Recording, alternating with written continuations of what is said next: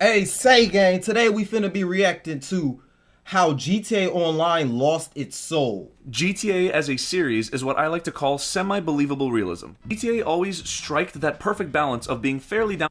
GTA as a series is what I like to call semi-believable realism. GTA always striked that perfect balance of being Fix the fairly audio down for to a little earth, bit. but also pushing suspension of disbelief. It's not super realistic, but it doesn't jump the shark often either. It tiptoes along this fine line very well. Sure, it can be over the top, True. but it was believable over the top, most of the time. It's not as wacky as Saints Row, Bro, but it's crazier they than need to bring Mafia, or jetpacks LA back, man. Noire. Now, the vibe has turned into something completely far-fetched and nonsensical. Like, Let's get rid say of I'm all the transporting flying something cars. important for a Just mission, give us and jetpacks other and players we'll be good decide with to that. attack me. If this was actually GTA 6 better not have oppressors. Like, I swear, if they have oppressors in GTA 6 online, bro, I'm not playing the online, bro. Like, they could give us jetpacks, though, and then maybe you could, like, shoot an AR off a jetpack. That'd be pretty cool. I feel like that wouldn't be too overpowered. But, bro, just don't give us flying car deluxos and oppressors, and then I feel like we'll be good for the next go around in online. important for a mission, and other players decide to attack me. If this was actually GTA, it would turn into an intense firefight using cars, pistols, submachine this guns, is grenades, cool. This is stuff fun. like that. Now, I like you can this. be assaulted by flying cars with homing missiles, stealth bombers, and orbital cannons from space. It's all Bruh. over before you even know it.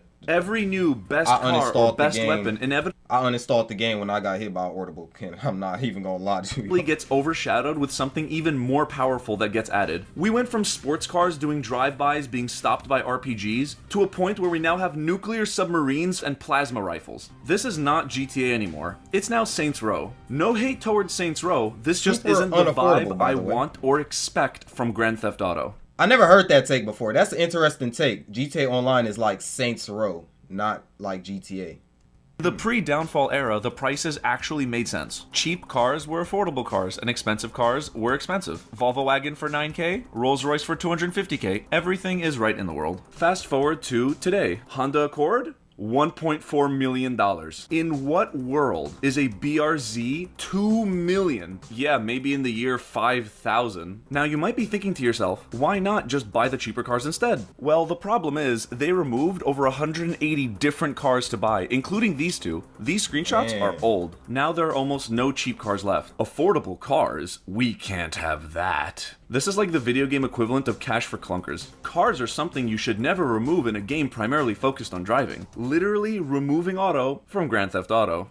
Right, like why did Rockstar do that? Did they ever give out a reason of why they did that? That's so weird, man. Now that we have established that there is no such thing as affordable cars anymore, except for like 5, you might be asking yourself, how do you make money in this game? You have 3 options. 1, grind for the next 10 Exploits, hours of your life. So, glitches, in other words, play legitimately. and This means grind. do the same mission over and over and over again to save enough money to buy a business, with the sole purpose of grinding these other missions over and over and over again. But this Rinse time, and they repeat. earn you marginally more money. The only other way to legitimately make money is heists, which you cannot do on your own. They require a competent group of experienced friends, usually not random people. Heists are just a string of missions that lead to a payout, so at the end of the day, the core Doing gameplay heists is with just randoms grinding the is same just a missions waste of over and time. over and over again. The second way to make money is if you have access to your parents' credit card. Time is indeed more valuable than money. Why waste your time grinding when you could just use real-life money to skip ahead and save you so much time? I'm kidding, please don't do this. This is Rockstar's preferred method and what the entire game's design philosophy is centered around. You'll notice that everything is extremely expensive. Why, you may ask? To sell you microtransactions, of course. And did you know they have a subscription service now too? We've got to have money. The last way to make money is to wait for a kind hacker to just give you money. This is an actual strategy, but it can take anywhere from a few hours to a few weeks, so I don't entirely. Have y'all heard about like there's a hacker going around in the console servers of like the Xbox One and PlayStation servers of a hacker just giving people money and giving people ban and like yo like I haven't played GTA Online because of that for a while, man. I don't want to get banned. Been grinding on that I account way respect too the long. hell out of those hackers that just give people free money. You made everyone equal in this playing field, and I salute you. Unlike the millions Yeah, of it's malicious fun to other the hackers ready to kill you or Rockstar bully you for IRS. no reason whatsoever. Start knocking at your door. It's all fun and games until Rockstar start knocking at your door and be like, buddy, yeah, we're resetting your account and get banned. Did I mention hacking is a huge problem in this game? Hacking is a huge problem in this game. GTA Online is a textbook example of feature creep. 8 heists, 63 adversary game modes, 12 different businesses you could own with their own respective missions, over 150 contact missions, and countless other activities and miscellaneous game modes like Deathmatch. There is so much content, but I'd say about 70% is not even worth playing. Nice shallow but wide puddle, True. guys. Everyone mostly just sticks to whatever earns them money. GTA Online is now mostly bloated, with a few good game modes dotted around sparingly. I will say it is good that there are more businesses now, so that. And do you know what sucks about that? Those few game modes, they're like limited time for whatever. So like if you don't like bookmark them, then they're gone forever, and like it's hard to find them. And not only that, even if you do bookmark them, since they're not in like the main Rockstar playlist anymore, nobody plays them. So then you're just gonna have to have a group of friends to play them with, or you're gonna have to have a very small session, which is not as fun because it's not enough people to fill up the session all the way, you know. Types of grind you do is much more varied than before. Thankfully, Rooftop Rumble is not the only way to play the game anymore. Also, there are now way too many radio stations. I really miss it when Blue Arc was just on the bottom left. I disagree with that. I Online like writing the more is okay at best, but it's nowhere near as good as the single player. Rockstar ended up canceling a single player DLC for GTA 5 in favor of more online content, because they've realized how much of a cash cow the online mode truly is. The cancelled DLC would have most likely had much better writing, if the GTA 4 single player DLCs are anything to go by. Don't judge a book by its cover, father. That's what you taught me.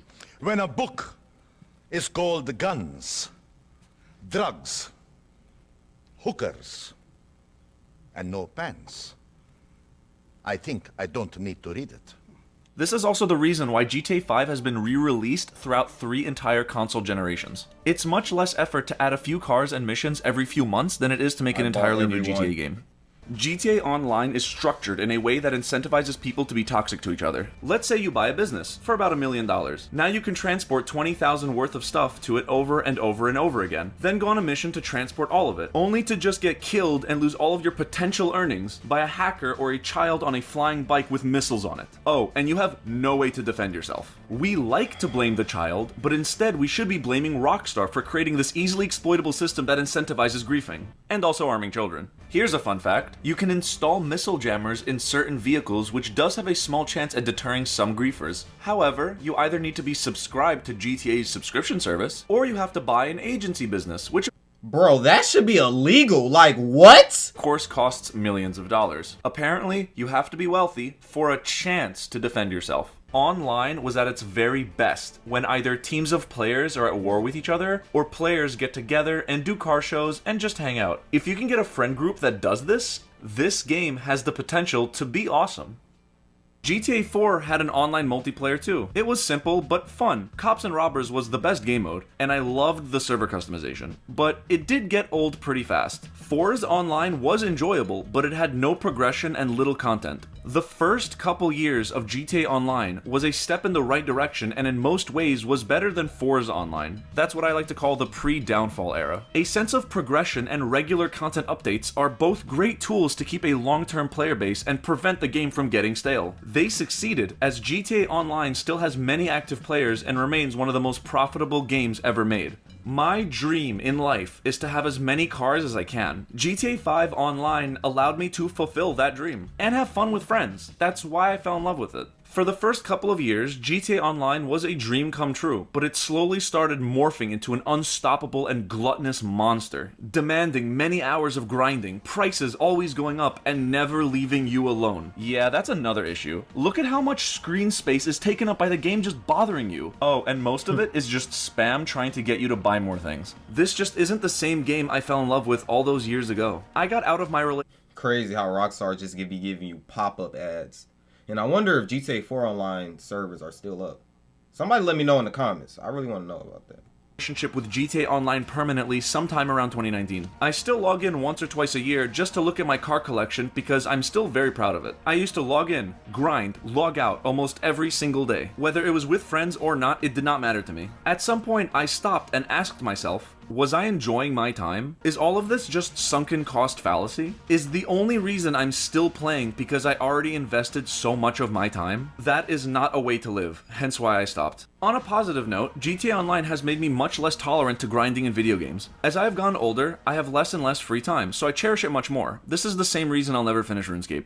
So you might be wondering, is there anything to do that is fun? Of course there is. Races and Top Fun are a few great examples. They are amazing with friends, but they earn you almost nothing. Races actually used to earn you quite a bit of money, but Rockstar fixed that by lowering all the winnings. It's a lose-lose situation where fun takes a backseat to earning money. Whenever the community finds a good moneymaker, it will eventually just get nerfed. I'm not talking about glitches or exploits, just easier missions that happen to have a decent payout. The perfect example of this is a single mission called Rooftop Rumble. I spent so many hours doing this mission as a teenager that it imprinted itself in my memory and muscle reflexes forever. Here we have a simple mission with a relatively decent payout, a good starting point to save up for a business. Rockstar noticed this and promptly made the mission harder and reduced the payout. For years, Rockstar and the player base have fought a constant tug of war. People find something profitable, Rockstar nerfs it. No fun allowed, only the endless grind awaits. Let's stop and think for a second. Extremely money hungry, overinflated prices, and an environment where only the rich prosper. Rockstar ended up creating the very system that they themselves used to make fun of.